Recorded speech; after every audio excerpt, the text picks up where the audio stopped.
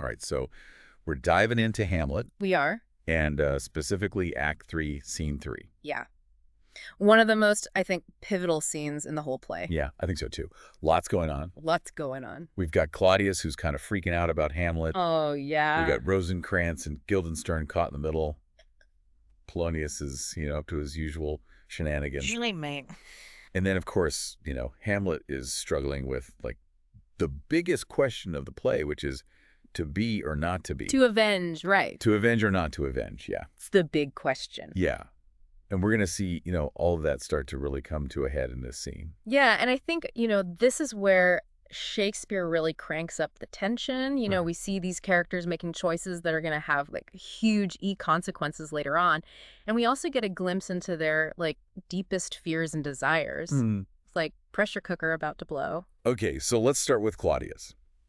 Right away, he's calling Hamlet like a hectic and a fever in the body politic. So he's clearly spooked. Right. Absolutely. I mean, remember, he's just witnessed, like, that whole play within a play that Hamlet put on. Right. And it's really hit a nerve. And now he's, like, terrified of what Hamlet might do next. And you can see that fear just driving his, like, decision to send Hamlet off to England. Right, like, get him out of here. Yeah, get him out of here. Yeah. If your teacher asks about how Shakespeare portrays, like, guilt in a ruler, Yeah. Claudius in this scene, I mean, Like gold mine. total gold mine. Now, I can see a student raising their hand in class and asking, like, why doesn't Claudius just get rid of Hamlet permanently? Right. Why all this cloak and dagger stuff with England? Why not just, Great character.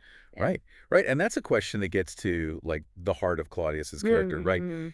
He's not a, like, cold-blooded killer. He's really conflicted. Right. On the one hand, he wants Hamlet gone, right? Yeah. But on the other hand, he's, like, haunted by guilt. And worried about, like, appearing tyrannical, Not a good look for a king. Right, like, oh, I just killed my nephew. Like, Exactly. It looks suspicious, yeah. Okay, so he's trapped. He is trapped. He's trapped between this desire for power and, like, the consequences of his actions. Yeah. And that's what makes him such a fascinating character. Totally. And remember, like, this is a king who already murdered his own brother to get the crown. Right. So, like, adding another murder on top of that, something he'd rather avoid, at least, openly. Not great PR. Yeah, exactly. Now, let's talk about Rosencrantz and Guildenstern. Oh, yeah. Hamlet's supposed friends who are, like, totally on board with this whole England scheme. They even give this whole elaborate speech about justifying it. Yes. Talking about, the many, many bodies that, rely on the king and all this. Yes. And that speech, like, if you're looking for a way to understand, like, the Elizabethan worldview, Right. that speech is a gold mine, right? They're basically saying the king is like the sun and everybody else revolves around him. Right. It's like this fascinating glimpse into, like, the political and social anxieties of Shakespeare's time. Yeah. But it also makes you wonder, like, are they really buying into this whole, like, divine right of kings thing? Right. Or are they just kind of, like, playing the game Playing the game. to save their own skin? Because let's be real, they were pretty quick to throw Hamlet under the bus. They were. That's a question that I guarantee you is going to spark debate in class. Yeah. Like, are they genuinely loyal to Claudius? Or are they motivated by self-preservation? I mean, it's a question that, like, there's no easy answer to. And that's what makes them so intriguing. Yeah. Albeit morally ambiguous characters. And then we have Polonius. Oh, yes. Who just, like, can't resist meddling. Never. Right. So he comes up with this plan to spy on Hamlet's conversation with Gertrude, which is just, like, so rich. Considering all the fatherly advice he just gave Laertes about, like, being honest and having integrity. Oh, the irony is so thick. Oh, it's so thick you could cut it with a knife. You could cut it with a knife. And it really underscores that theme of deception that runs throughout the entire play. Right.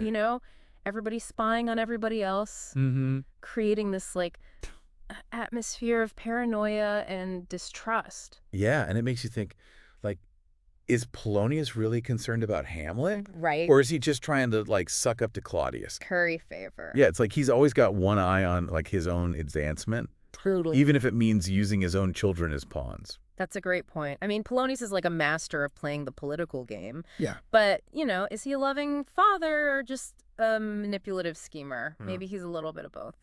So we've got Claudius, Rosencrantz, and Guildenstern all, like, tangled up in their own schemes and anxieties. Mm-hmm. And then we're left alone with Claudius. And things get real intense. Yeah. Because he's trying to pray, Mm-hmm.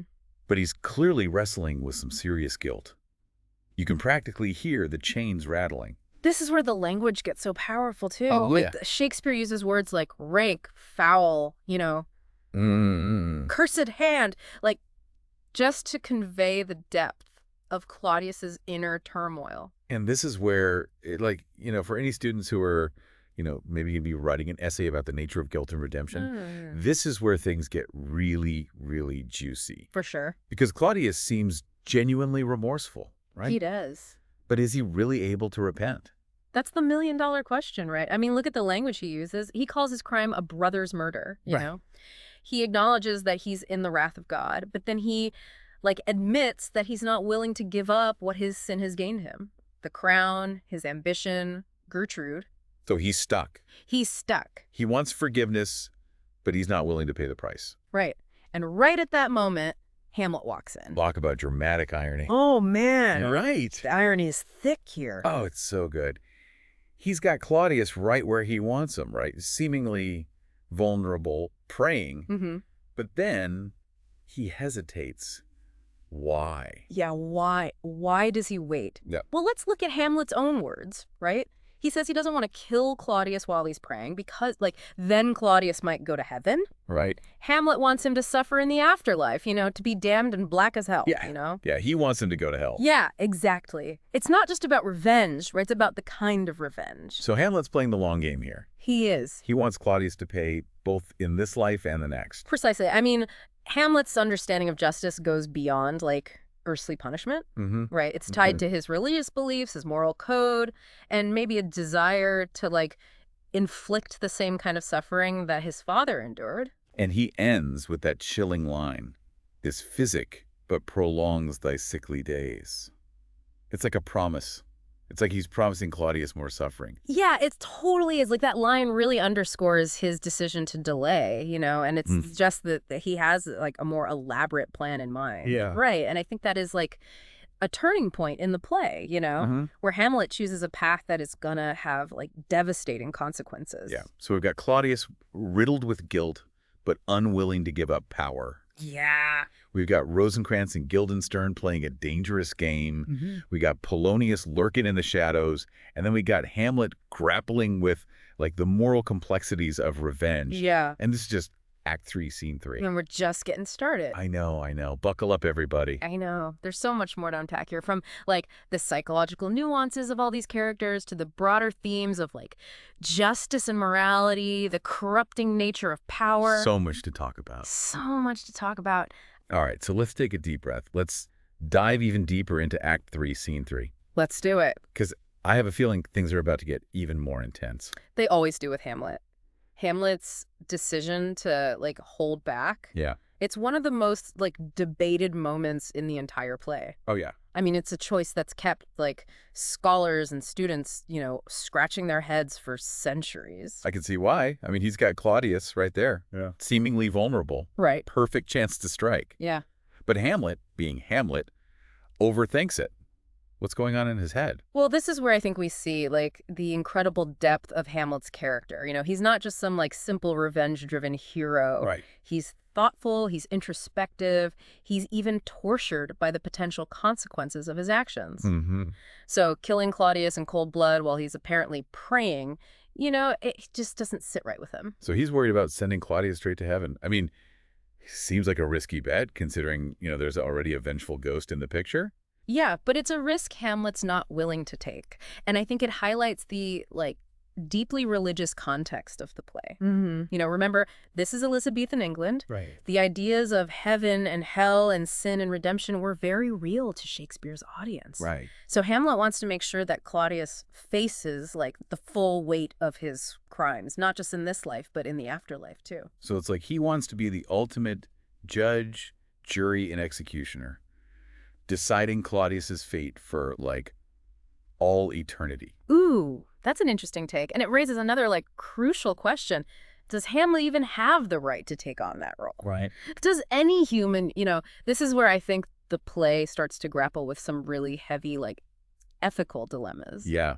And the language that Hamlet uses when he decides to wait Yeah, for, a better opportunity, it's pretty striking. it is. He wants to catch Claudius drunk asleep or in his rage or in the incestuous pleasure of his bed. Ooh, that's intense. It's intense. Yeah, the imagery is, like, deliberately shocking, right? It reveals the depth of Hamlet's disgust for Claudius's sins. Mm-hmm. He sees Claudius as, like, completely corrupted, wallowing in vice. Mm-hmm. And he wants Claudius to die in, like, a state of sin, guaranteeing his damnation. So it's almost like he wants to, like, trap Claudius's soul in that moment of, like, wickedness, make sure there's no chance for repentance or forgiveness. Exactly, yeah. It's a dark and vengeful impulse. It's fueled by, the pain and anger that Claudius has caused. And I think this scene raises so many questions about, like, the nature of revenge. Can it ever truly be achieved? Can it ever bring genuine satisfaction? Or does it ultimately, like, corrupt the avenger as well? Yeah. It makes you think about, like, the psychological and moral price of seeking revenge. Mm-hmm. It's not just about an eye for an eye. It's like a soul for a soul. Mm-hmm. Yeah. And I think that's what makes Act 3, Scene 3 so crucial. It's a turning point. Not just in terms of the plot, but also in terms of Hamlet's, like, character development. Yeah. We see him wrestling with these, like, huge moral questions, and the choices he makes here, they're going to have, like, ripple effects throughout the rest of the play. This scene also adds, like, another layer of complexity to that whole deception thing we were talking about earlier. Oh, yeah. Because remember, Polonius is hiding. He's right there. Behind the arras, listening to this whole exchange. Uh-huh. Right? Yeah, Polonius. Always lurking, always scheming. And you know what? His eavesdropping, it's going to have some serious consequences. It's like he's this walking, talking embodiment of the play's, like, exploration of appearance versus reality. Ooh, that's good. Yeah. Right. And his death, while accidental, is a direct result of his own obsession with appearances. Yeah. And, like, meddling in affairs that are ultimately beyond his control. And let's not forget Gertrude. She's caught in the middle of all of that. She is. Right. On the one hand, she's got her son, who she fears is losing his mind. Yeah. On the other hand, she's got her husband, who she knows is a murderer. Talk about a rock in a hard place. Yeah, Gertrude's position just gets, like, increasingly tragic as the play unfolds. Yeah. She's trapped in this web of, like, deceit and violence, and her loyalties are constantly being tested. This is a turning point for her, too. Yeah. I think Gertrude often gets overlooked, dismissed as, like, weak or naive. But she's a much more complex character than that. She is. I mean, her choices, her motivations, her relationships with both Hamlet and Claudius, there's so much there to unpack. There is. If you're prepping for an essay, like, I would definitely be circling Gertrude's role in this scene. Oh, for sure. Is she a victim? Is she a co-conspirator? Like, something in between. There's so much to think about there. And don't forget the broader context. Oh, right. Claudius's actions have poisoned the whole court. Absolutely. This scene isn't just about individual choices and motivations. It's about how those choices ripple outward, impacting the entire kingdom. Right. So it's not just, like, a family drama. It's, like, a political thriller. Yeah. It's a psychological study. It's a philosophical exploration all rolled into one. It's all the things. It's everything. Okay, we've talked about Claudius's guilt, Hamlet's delay, Polonius's meddling, and Gertrude's impossible situation. Right. What else should we, like, highlight about this scene? Well, I think before we move on, it's worth taking a moment to, like, appreciate Shakespeare's brilliant use of dramatic structure. Okay. Notice how he alternates between moments of, like, intense private reflection, like Claudius's in Hamlet's soliloquies, and then these moments of, like, public confrontation. Oh, that's a good point. It's like that back and forth, between inner turmoil and, like, outward action. Exactly. Creates this, like, incredible sense of tension and momentum. It does. Yeah. You reminded me of that question we brought up earlier. Like, is Polonius, really looking out for Hamlet or just trying to, climb that social ladder? Yeah. Well, and that's the thing. Like, Polonius is a master of ambiguity. He's constantly playing both sides. And it's never, like, entirely clear what his true motivations are. Yeah. You could argue that he genuinely cares for his children, Laertes and Ophelia. Right. But he's also willing to use them as pawns in his political games. That makes him like a perfect foil for Hamlet. you know, totally. who's also like grappling with his own internal conflicts and motivations. Exactly. And Polonius's decision to eavesdrop in this scene. Yeah. Tragic consequences, not just for himself, Right. but for like several other characters as well. Oh, yeah. So, yeah. Okay. I'm on the edge of my seat now. Right. But before we get to, like, you know, the aftermath, let's just take a moment to appreciate, like, how much we've covered already. Okay. Yeah, I mean, we've analyzed Claudius's guilt and paranoia, the theme of deception, Hamlet's reasons for delaying his revenge, the, like, complex role of Gertrude, Right. and then, like, the play's broader themes of justice and morality and the, like, corrupting nature of power. And we've done it all focusing on just one scene. I know. That's the power of Shakespeare. It is. There's so much, like, depth and nuance packed into every line. Every single line. And I think Act 3, Scene 3, it really is like a microcosm of the whole play. You know, it's a scene that deserves to be like studied and debated and dissected and analyzed. Yeah. Because it contains like the seeds of all the tragedy that's to come. Oh, yeah. This deep dive has been incredible so far. It has. And I can't wait to see how it all plays out. Me too. But for now, let's shift our focus to, like, the aftermath of Act 3, Scene 3. Yeah. And explore the fallout from Polonius's, you know, ill-fated decision to play the spy. So we left off with Polonius, you know, hiding back there Oh, yeah. behind the arras. Little did he know that his you know, penchant for eavesdropping was about to lead to some serious consequences. Yeah. Big time. So what does this scene tell us about, like, the price of deception in Hamlet? Well, Polonius's death, though accidental, it really is like a stark reminder that in Hamlet, deceit like often comes with a heavy price tag. Yeah. You know, it's like Shakespeare is saying that when you build a world on like lies and manipulation, the foundation is bound to crumble. Yeah. And the fallout from this scene is huge. Oh, it is. Claudius is now, like, terrified of Hamlet, convinced he's capable of, like, anything. Yeah. Hamlet is now shipped off to England. Right. Seemingly out of the picture, but definitely not out of the game. Right. It's a major turning point. Absolutely. The balance of power has shifted. Yeah. Claudius realizes he can't control Hamlet. And Hamlet's, like, rash action here, it shows that he's willing to resort to violence. Right. You know, if your teacher asks you about, like, a turning point in the play, Yeah. this is it. This is it. Right here. And it all circles back to that theme of appearance versus reality. Oh, yeah. Right?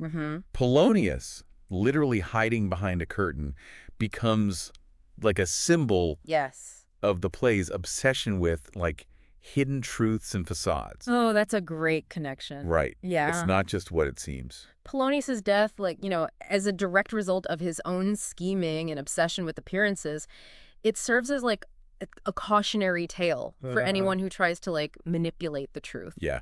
It's interesting how Shakespeare doesn't shy away from showing, like, the emotional impact of this scene. Yeah. Gertrude is, like, completely caught now. Oh, yeah. Between her son, who she fears is truly mad, Right. and her husband, who she knows is a murderer. Talk about a rock and a hard place. Yeah, Gertrude's situation, it just becomes increasingly tragic as the play unfolds, you know? She's entangled in this web of lies and violence. Her loyalties constantly tested. Yeah. She loves Hamlet, but she's also complicit in Claudius's crimes. Right. You know? This is something that I think you could really explore in an essay. Oh, yeah. Like, how does Gertrude's character evolve throughout the play? Right. Is she a victim? Is she a manipulator? Yeah. Or is she both? Right. I feel like Gertrude is one of the most, like, misunderstood characters in Hamlet. Totally. She's often, like, written off as weak or naive, but her choices reveal, like, depth and complexity that's often overlooked. Yeah, I agree. There's so much to explore with Gertrude. There is. Her motivations, her relationship with both Hamlet and Claudius, her own sense of, like, guilt and responsibility. Yeah. She's a goldmine for analysis. Oh, she is a goldmine. Okay, so we've got a potential essay question about Gertrude. A major turning point in the plot. Yes. And this, you know, recurring theme of deception and its consequences. What else should we highlight for students, like, studying this scene? Well, I think we can't forget about, like, the wider implications. You know, Claudius's actions, they've poisoned the entire court, like creating this climate of suspicion and fear. The play becomes a study of, like, how one man's ambition and deceit can have this, like, ripple effect Yeah. corrupting those around him and ultimately leading to tragedy. So it's not just a family drama. Yeah, it's not. It's a political thriller, it's a psychological study, a philosophical exploration, like all rolled into one. Exactly. And that's why I think Hamlet continues to resonate with audiences like centuries later. You know, it grapples with these like universal themes of power, ambition, guilt, revenge, and the like search for meaning in a world that often feels chaotic and unpredictable. We started this deep dive by focusing on Act 3, Scene 3, but we've ended up exploring so much more. We have. You know, we've analyzed the characters' motivations, the dramatic structure,